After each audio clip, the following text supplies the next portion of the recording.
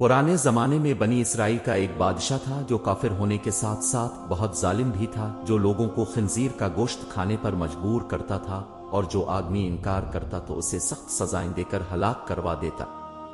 फिर इस जमाने के सबसे बड़े आबिद को बादशाह के पास लाया गया। लोग इस आबिद के मर्तबे और फजीलत से आगाह थे। लोग नहीं चाहते थे कि इस आबिद बुजुर्ग को बादशाह की तरफ से कोई तकलीफ पहुंचे। चुनांचे एक सिपाही ने आबिद से कहा, अब मुझे एक बिक्री का बच्चा ज़बह करके दे दें।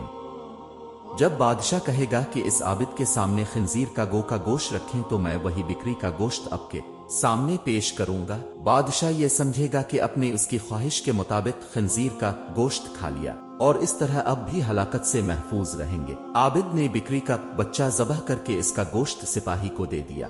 जब आबिद को बादशाह के सामने लाया गया तो बादशाह ने हुक्म दिया कि खिंजीर का गोश्त लाया जाए। मंसूबे के मुताबिक तो इस सिपाही ने बिक्री का गोश्त आबिद को पेश किया। बादशाह ने कहा, मेरे सामने खिंजीर का गोश्त खाओ। आबिद ने कहा, मैं हरगज ना खाऊंगा। ये सुनकर सिपाही ने इशारे से बताया कि ये वही बकरे का गोश्त है जो आपने दिया था, आप पे बिला बिला झक खा ले।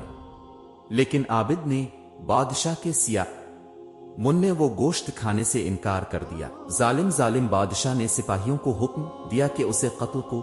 जब आबिद कत्ल के लिए ले जाने लगे तो वही सिपाही करीब आया और कहा, अपने गोश्त क्यों न खाया? बाखुदा ये वही गोश्त था जो आपने दिया था। आबिद ने कहा, ऐसी कोई बात नहीं, बल्कि मैं इस बात से डर गया था कि लोग मेरी वजह से फितना में मुब्तला हो जाएंगे, क्योंकि जब भी किसी को खिंजीर का गोश्त खाने पर मजबूर किया जाएगा तो लोग कहेंगे कि फला आबिद ने भी तो मजबूर होकर हराम गोश्त खा लिया था, लिहाजा हम भी खा लेते हैं। इस तरह लोग मेरी वजह से बहुत बड़े फितने में मुब्तला हो जाएंगे और मैं लोगों के लिए फितना हरगिज बनाना नहीं चाहता हूं। ये कहकर वो आबिद खामोश हो गया और जल्लाद ने इसका सर तन से जुदा कर दिया गया।